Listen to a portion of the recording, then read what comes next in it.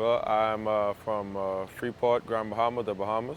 It's one of the many islands of the Bahamas, two of which was affected during the hurricane, What was that? Which hurricane was that? Hurricane Dorian. Dorian.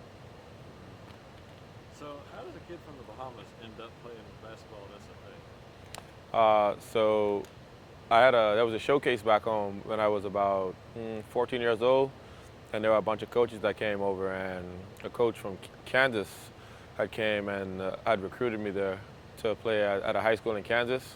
So that's how my basketball journey got started, and I got recruited out of high school in Kansas. All right. And so then eventually you just ended up here.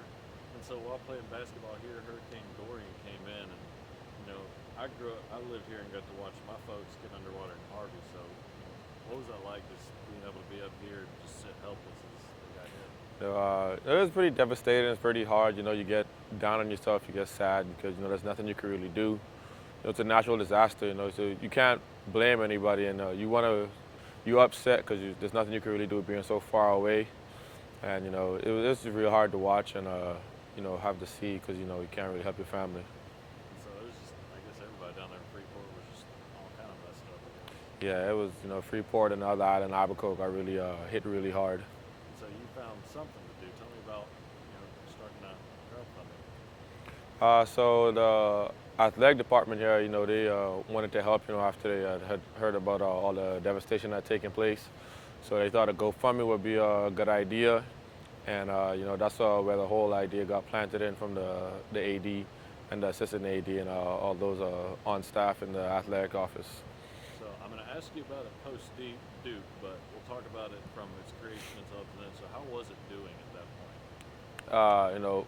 Post Duke, like originally, it started off okay. We got some donations from some folks.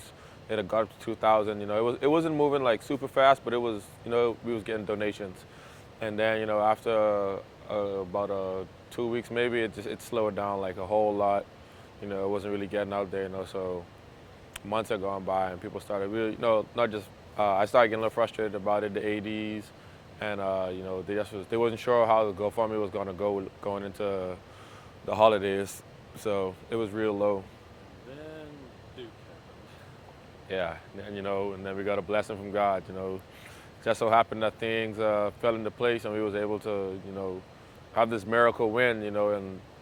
And the GoFundMe got promoted then, and it took off. It skyrocketed to where we never thought it would be. It's close to $100,000, isn't it? It's passed. It's like last time I checked, it was about $141,000. So. So they interviewed you after Duke game. I remember seeing you with your headset on. What did you tell the national stage about that? What was that like? It was like talking to the world about it. Yeah. I mean, it was something I didn't think I would ever get to do. Like talking about the GoFundMe, talking about my story, talking about this team, to the world. That's just never once even crossed my mind as something that would even be like something that was gonna happen. So being able to do that, it was a dream come true. It was a blessing. Your folks back home know about it? Yeah, I called them right after the game. They watched the game from beginning to end. So they was all up to date on it. So they know that eventually money's coming, essentially. Yeah, so that gave them a new hope. On where they can get started with the school and church back home. And really get people back on their feet and help those who really need the help.